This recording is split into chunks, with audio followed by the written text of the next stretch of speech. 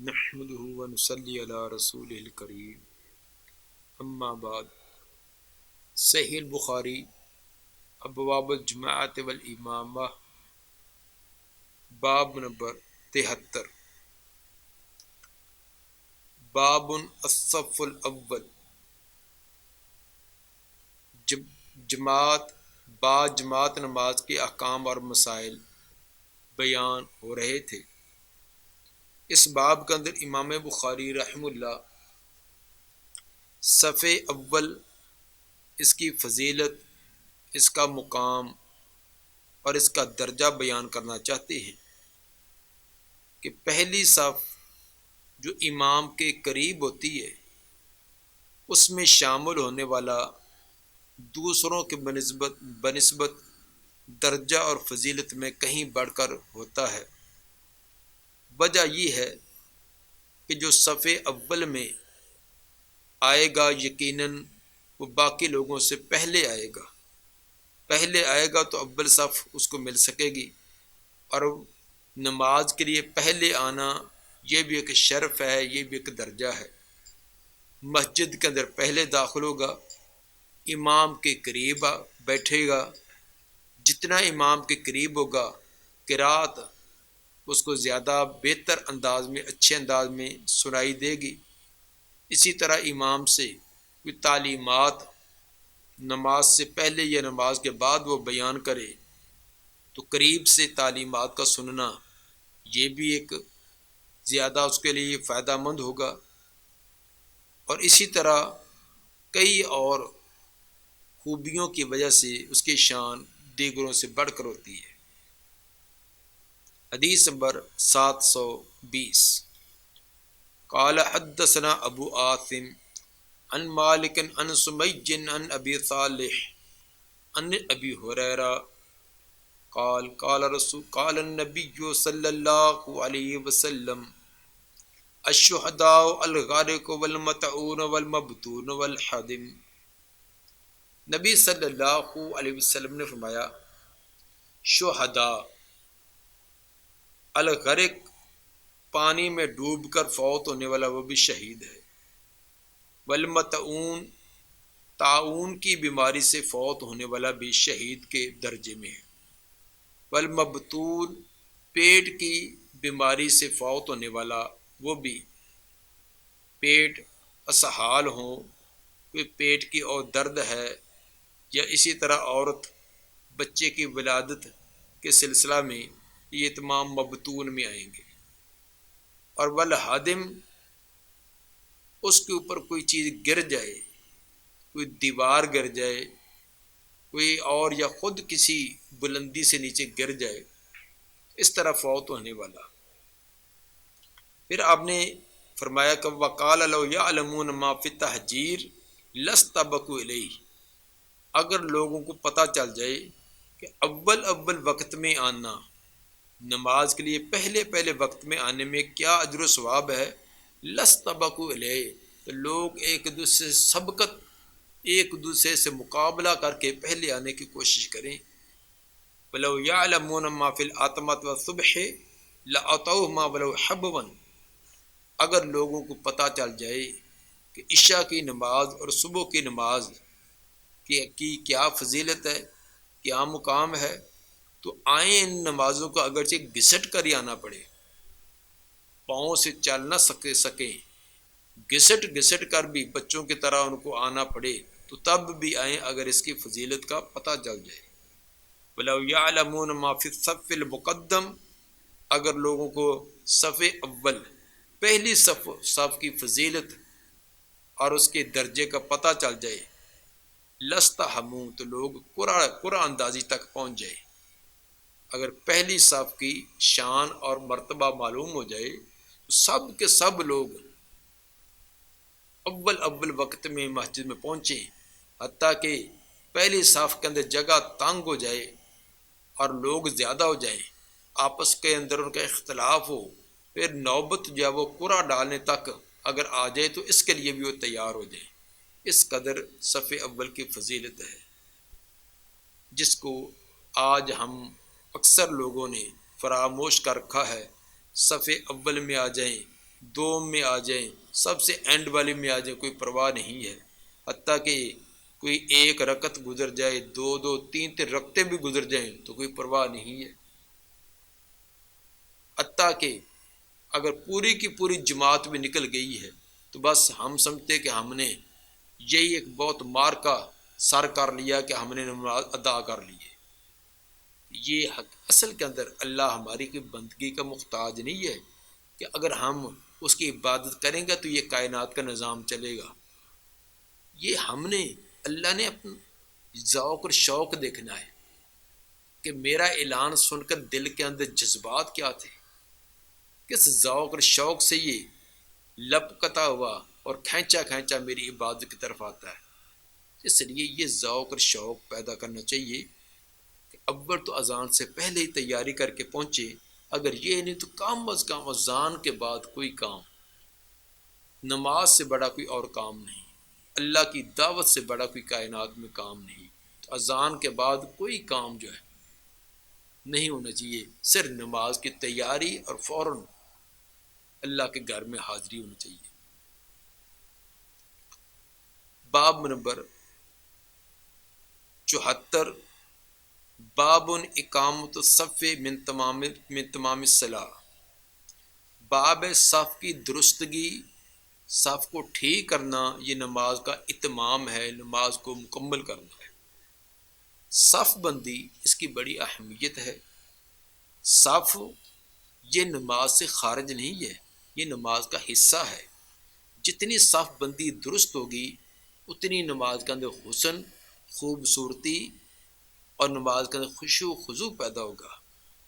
جتنے جتنے صف کے اندر ٹیڑھا بگاڑ، اس کی بے ترتیبی ہوتی جائے گی، نماز کے اندر خلل، حتیٰ کہ بے سکونی، نماز کا پڑھنا اور نہ پڑھنا ایک جیسا ہو جاتا ہے، کوئی توجہ نہیں، کوئی حضور قلب نہیں۔ جو نماز سے پہلے کیفیت وہی نماز کے بعد، کتنی رکعتیں پڑھی ہیں، رکعتوں ان کے اندر کیا تھا، رکوع سجدے میں کیا پڑھا کوئی پتہ ہی نہیں۔ نماز شروع کی سلام پھیرنے تک کبھی توجہ ہی نہیں آئی کہ ہم کسی ذات کی طرف ہیں۔ اس کے اسباب یہی ہوتے ہیں، طہارت صحیح نہیں ہوتی، وضو ٹھیک نہیں ہوتا، صف بندی ٹھیک نہیں ہوتی، یہ تمام اسباب ہیں۔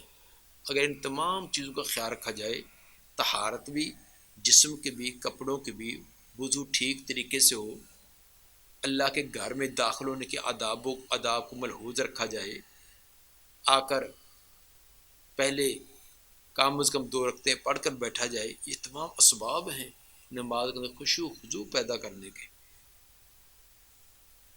اس کے بعد جب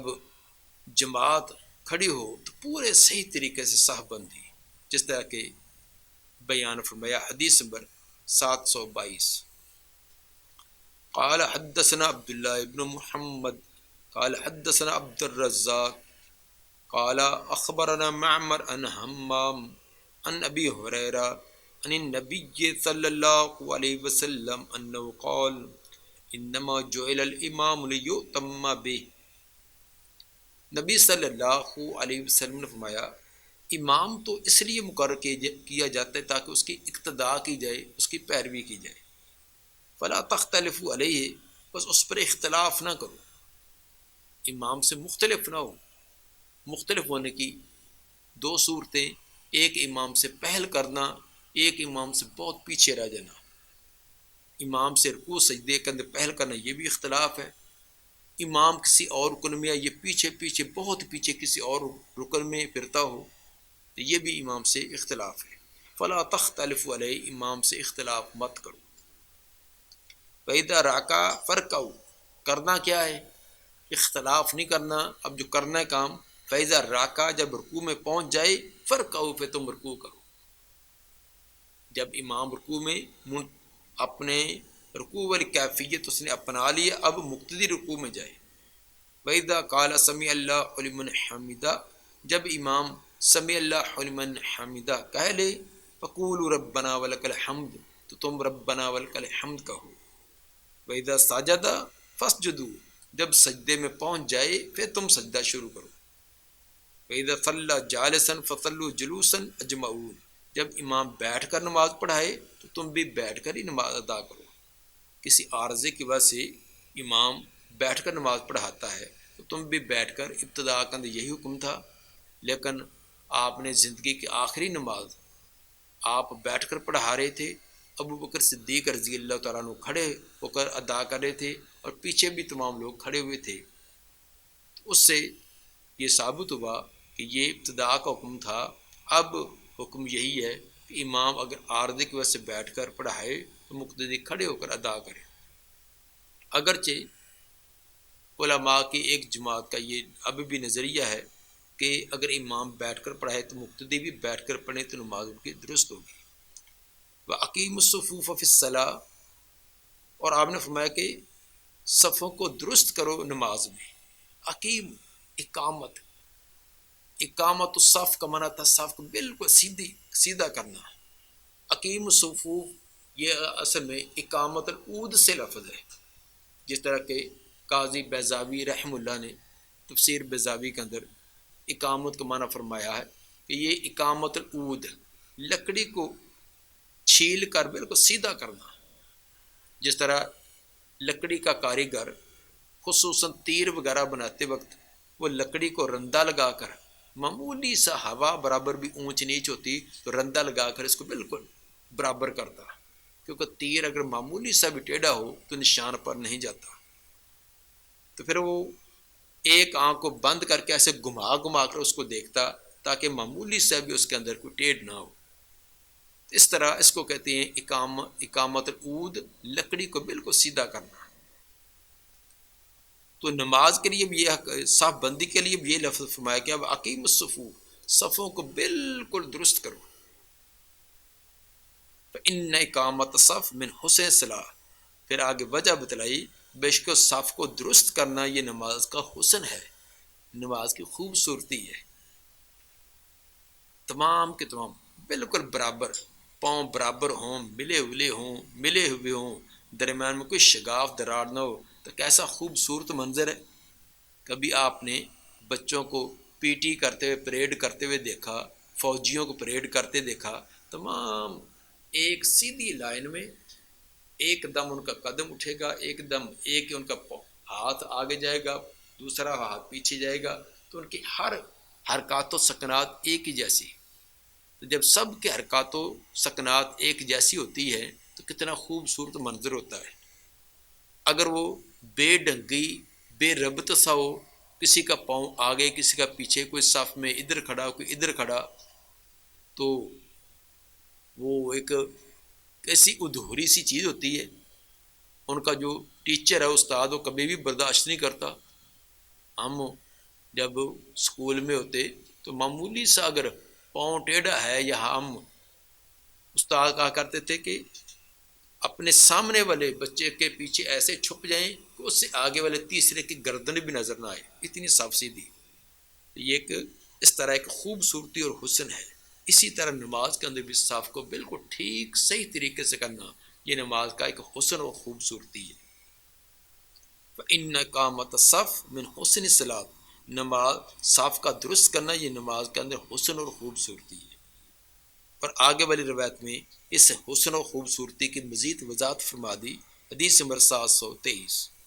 قال حدثنا ابو الولید قال حدثنا شعبہ عن قتادہ عن انس عن النبی صلی اللہ علیہ وسلم قال سووا صفوفکم فإن تسویۃ الصفوف من اقامت الصلاۃ۔ نبی صلی اللہ علیہ وآلہ وسلم نے فرمایا سووا صفوفکم، صفوں کو بالکل سیدھا کیا کرو۔ فإن تسویۃ الصفوف، یقینی بات ہے کہ صفوں کو بالکل سیدھا کرنا، من اقامت الصلاۃ، یہ نماز کی اقامت ہے،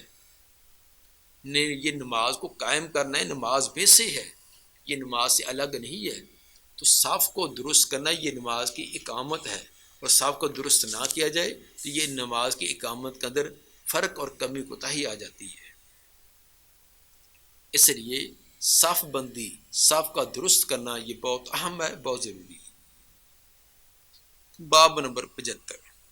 باب اسم ملم یتم صفوفہ، باب ہے اس آدمی کو کیا گناہ ہوگا جو صفوں کو مکمل نہ کرے، جو صف مکمل نہ کرے، اس کا گناہ اور اس کا حرج۔ مکمل نہ کرنے سے مراد کہ پہلی صف کے اندر گنجائش ہے جگہ تو دوسری صف بنا لے، یا ساتھ ملنے کے بجائے درمیان کا اندر شگاف اور فاصلے رکھ کر کرے کھڑا ہو جائے۔ حدیث نمبر 724۔ حدثنا معاذ بن اسد قال اخبرنا الفضل بن موسى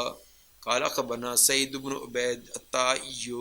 عن بشیر بن یسار الانصاری عن انس بن مالک انه قادم المدینہ فقیل له ما انکرت منذ یوم احط رسول اللہ صلی اللہ علیہ وسلم۔ سیدنا انس بن مالک رضی اللہ تعالی عنہ مدینہ میں آئے، فقیل له، کچھ عرصہ بعد نبی کی وفات کے بعد کسی دوسری جگہ ان کی یہاں دعوت و تبلیغ یا دین کی خدمت کے لیے ڈیوٹی لگی تھی، تو وہاں سے مدینہ میں آئے۔ فقیل له، ان سے پوچھا گیا، ما انکرتا منذ یوم احط رسول اللہ صلی اللہ علیہ وسلم، آپ نے نبی صلی اللہ علیہ وسلم کے زمانہ میں دور میں جو چیزیں دیکھی ہیں ان میں سے کون سی چیز اب آپ کو اجنبی لگی ہے؟ آپ دوبارہ مدینہ میں آئے ہیں، مدینہ کے لوگوں کے معاملات میں سے کوئی چیز آپ کو اجنبی اور نہیں لگی جو نبوی دور میں اس طرح نہ ہو؟ قال ما انکرت شیئا الا انکم لا تقیمون الصفوف۔ انس رضی اللہ تعالیٰ فرمانے لگے، اور تمہیں کسی چیز کو میں کوئی عجیب یا نئی چیز تم میں نہیں دیکھتا، مگر ایک بات ہے کہ تم صفوں کو درست نہیں کرتے۔ ما انکرت شیئا، میں کسی اور چیز کا تو انکار نہیں کرتا کہ تمہارے اندر وہ کہ نہیں آ گئی ہے، الا انکم لا تقیمون الصفوف، لیکن جو نبوی دور کے اندر جس طرح صف بندی ہوتی تھی وہ کیسی ہوتی تھی اس کا جو آگے باب بیان کیا گیا ہے۔ تو نبوی دور کے اندر جس طرح صف کا خیال تھا اور آپس میں مل کر بڑے بہترین اور خوبصورت انداز میں جو صف بندی ہوتی تھی اس میں کچھ فرق مجھے نظر آتا ہے۔ گویا کہ انس رضی اللہ تعالیٰ عنہ جو ان معمولی سا بھی ان کی صفوں کے اندر فرق آیا اس کو بھی ایک بڑا حرج سمجھ رہے ہیں اور کہہ رہے ہیں کہ یہ نبی کے دور میں جو صف کا اہتمام تھا اس کے اندر مجھے کمی نظر آ رہی ہے۔ نبوی دور میں صف کیسے تھی اس کا آگے باب 76 قائم کیا۔ باب الزاق المنکب بالمنکب والقدم بالقدم فی الصف، باب ہے ملانا کندھے کو کندھے کے ساتھ اور قدم کو قدم کے ساتھ صف میں۔ الزاق میں ہوتا تھا چمٹا لینا، گوند وغیرہ سے ایک چیز کو دوسری چیز کے ساتھ جوڑ دیے جائے تو اس کو الزاق کہتے ہیں۔ یہ انتہائی اس کے اندر مبالغے کا انداز بیان کیا کہ صفوں کو ایسے پاؤں کو اور کندھوں کو جوڑا جاتا ہے جیسے کہ آپس میں وہ ایک چیز بن گئی ہے، جوڑ دی گئی ہے۔ اس قدر صحابہ کرام کی صفوں کے اندر آپس کے اندر یہ جڑ کر اور مل کر کھڑا ہونا پایا جاتا تھا۔ الزاق المن، باب الزاق المنکب بالمنکب، کندھے کے ساتھ کندھے کو جوڑ لینا، والقدم بالقدم، اور پاؤں کے ساتھ پاؤں کو صف میں۔ اور یہ امام بخاری رحمہ اللہ نے یہ باب جو قائم کیا ہے اور یہ حدیث کے الفاظ ہی سے کیا ہے، جس طرح کہ ابو داؤد کے حدیث نمبر 666 اور ابن خزیمہ کے حدیث نمبر 1549 کے اندر یہ الفاظ ہیں۔ چنانچہ حضرت نعمان بن بشیر رضی اللہ عنہ فرماتے ہیں، رأیت الرجل منا یلزق کعبہ بکعب صاحبہ، میں نے دیکھا ایک آدمی کو وہ چپکا لیتا تھا اپنا ٹخنا اپنے ساتھی کے ٹخنے کے ساتھ۔ نماز کے اندر ایک ساتھی اپنے ساتھی کے ٹخنے کے ساتھ ٹخنا چپکا لیتا، اس طرح جوڑ لیتا۔ یہ مکمل روایت جہاں سے یہ لیا گیا ہے باسند، یہ ابو داؤد کے حدیث نمبر 662 جس کو جو صحیح سند کے ساتھ ہے، اور ابن خزیمہ کے حدیث نمبر 160۔ واقعہ یہ ہے کہ نعمان بن بشیر رضی اللہ تعالیٰ فرماتے ہیں کہ ایک دن رسول اللہ صلی اللہ علیہ وسلم ہماری طرف متوجہ ہوئے، جب صف نماز پڑھانے لگے، صفیں درست ہو گئی، آپ ہماری طرف متوجہ ہوئے اور فرمایا اقیموا صفوفکم، 3 مرتبہ نے فرمایا کہ صفوں کو درست کر لو، صفوں کو درست کرو، صفوں کو درست کرو۔ اور اس کے بعد فرمایا واللہ لا تقیمن صفوفکم، اللہ کی قسم تم اپنے صفوں کو درست کرو، ضرور کرو، او لا یخالفن اللہ بین قلوبکم، ورنہ اللہ تمہارے دلوں کے اندر مخالفتیں ڈال دے گا۔ اگر تم صفوں کو درست نہیں کرو گے، صفوں کے اندر فرق کرو گے تو تمہارے دلوں میں فرق آ جائے گا۔ جب آپ نے یہ سخت تنبیہ کی تو نعمان بن بشیر رضی اللہ عنہ فرماتی ہیں فَلَقَدْ رَأَيْتُ الرَّجُلَ، اس وقت یہ الفاظ فرمائے تھے،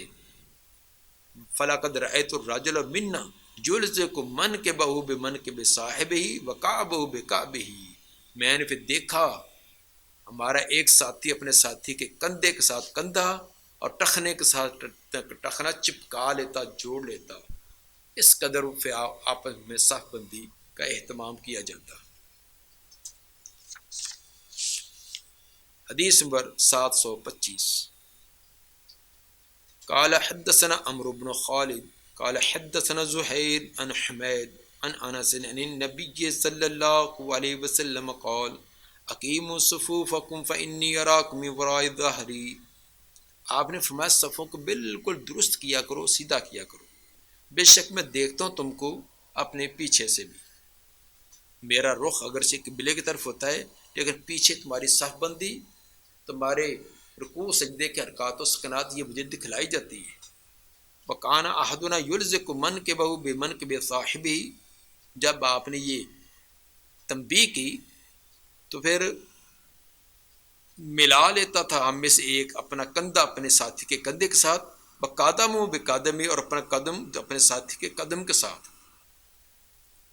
جب آپ نے یہ تنبیہ کی کہ تم اپنی صفوں کو بالکل درست کیا کرو، مجھے تمہاری صف بندی اور یہ تمام چیزیں دکھلائی جاتی ہیں، تو پھر ایک صحابی دوسرے صحابی کے کندھے سے کندھا اور پاؤں کے ساتھ پاؤں چپکا لیتا، جوڑ لیتا اور ساتھ ملاتا۔ تو صف بندی یہ کوئی اختلافی مسئلہ نہیں ہے، یہ متفقن علیہ چیز ہے، لیکن اصل کے اندر ہمارے ہاں اگر ایک جماعت، ایک گروہ، ایک طائفہ وہ کسی سنت پر عمل کرتی ہیں اور اس کے اندر بڑے ذوق شوق سے نبی کے طریقے پر عمل کرتے ہیں اور ان کا ایک شعار اور علامت بن جاتی ہے، تو دوسرے ایک صرف کہ یہ فلاں کا ایک شعار بن چکا ہے، وہ اس سنت پر بڑے ذوق شوق سے عمل کرتے ہیں، ہم نے اس کی مخالفت کرنی، تو صرف مخالفت برائے مخالفت۔ ورنہ یہ امام محمد، امام نخعی کا قول ذکر کرتے ہیں، امام ابو حنیفہ رحمہ اللہ کے جو شاگرد رشید امام محمد رحمہ اللہ، وہ امام نخعی رحمہ اللہ کا قول ذکر کرتے ہیں کہ صفیں اور کندھے برابر کرو اور آپس میں پیوست رکھو، کہیں شگاف سے شیطان دخل اندازی نہ کرے۔ یہ امام نخعی ان کا قول ذکر کر رہے ہیں کہ صفیں اور کندھے برابر کرو اور آپس میں پیوست رکھو، بالکل ملا کر رکھو، کہیں شگاف سے شیطان دخل اندازی نہ کرے۔ اور امام محمد فرماتے ہیں کہ ہمارا بھی اسی پر عمل ہے۔ یہ بیان کرنے کے بعد امام نخعی کا قول فرماتے ہیں ہمارا بھی اسی پر عمل ہے اور صف میں کوئی شگاف نہیں چھوڑنا چاہیے۔ پھر آگے جا کر فرماتی ہیں کہ امام ابو حنیفہ کا بھی یہی مذہب ہے، امام ابو حنیفہ کا بھی یہی مذہب ہے کہ صفوں کو، کندھوں کو اور صفوں کو بالکل آپس میں پیوست کر کے رکھا جائے، درمیان میں کوئی شگاف نہ چھوڑا جائے۔ دیکھیے امام محمد رحمہ اللہ کی کتاب الآثار للشیبانی جلد 1 صفحہ 192، تو اس کے اندر تمام فقہ کی کتب کے اندر یہ صف بندی، صف کو درست کرنا، مل کر کھڑے ہونا، اس کی تاکید کی گئی ہے۔ اس لیے اس کو صرف ایک اپنی انا کا مسئلہ بنا لینا یا ایک فلاں جماعت جو اس پر عمل کرتی ہے تو ہم نے اس کی مخالفت کرنی ہے،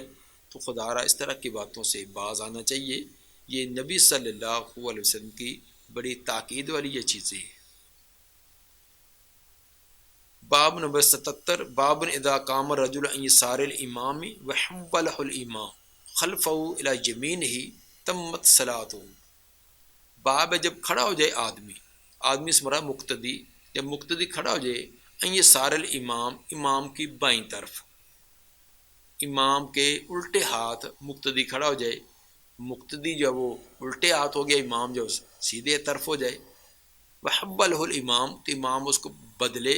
گھمائے، خلف ہو اپنے پیچھے سے، امام اس کو پکڑ کر اپنے پیچھے سے الی یمین اپنی دائیں طرف کرے، تمت صلاۃ تو اس کی نماز درست ہوگی۔ اصول اور قاعدہ یہ ہے کہ اگر امام کے ساتھ ایک ہی مقتدی ہے تو امام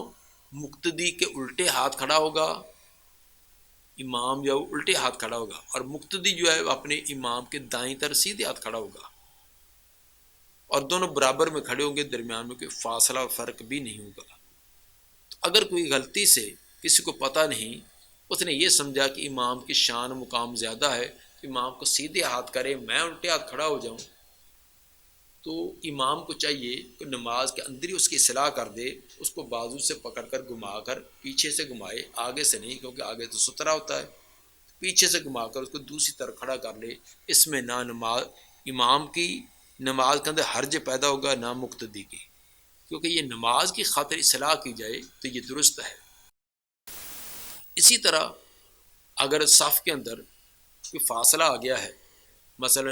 آدمی کا وضو کسی کا ٹوٹ گیا، وہ گیا ہے، اب دوسرے آپس میں مل جائیں